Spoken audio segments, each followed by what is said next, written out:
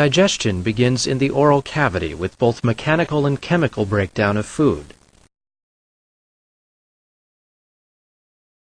Chewing motion breaks down food particles and mixes food with saliva secreted from salivary glands. There are 3 salivary glands that contribute secretions to saliva.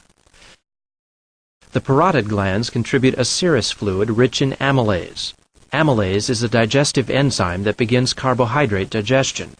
The submandibular glands secrete a primarily serous fluid that also contains some mucus. Mucus secreted from the sublingual glands helps bind food together and acts as a lubricant during swallowing.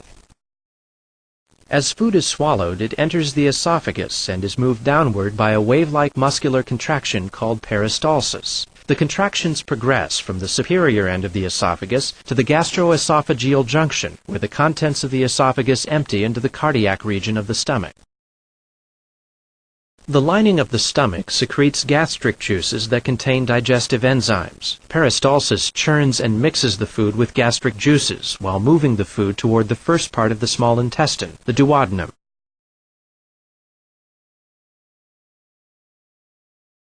In the duodenum, food is digested even further. The bile duct from the liver and gallbladder and the pancreatic duct from the pancreas all empty their secretions in the duodenum. The bile works to break down fats, while the pancreatic enzymes aid in the digestion of other food particles. Together, these digestive juices help prepare the food so that the small intestine can absorb as many nutrients from the food as possible. The majority of the absorption takes place in the second portion of the small intestine, a 3-foot section called the jejunum.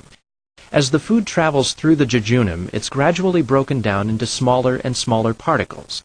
Folds line the walls of the intestine and act to increase the absorptive surface area. The green nutrient particles and the yellow fat particles get caught in these folds and are absorbed into the intestinal wall.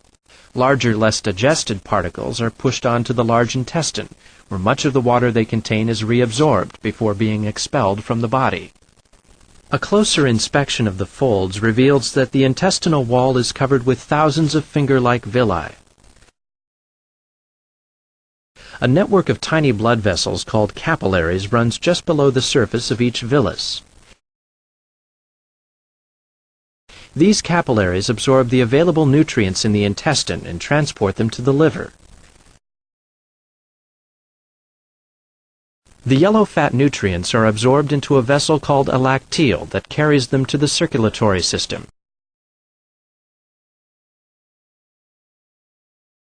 Nutrients absorbed by the blood in the villi are carried to the liver by way of the portal vein.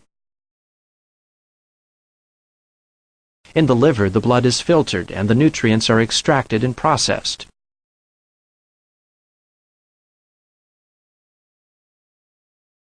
After processing, the nutrients are either stored for future use or released into the bloodstream to be used throughout the body.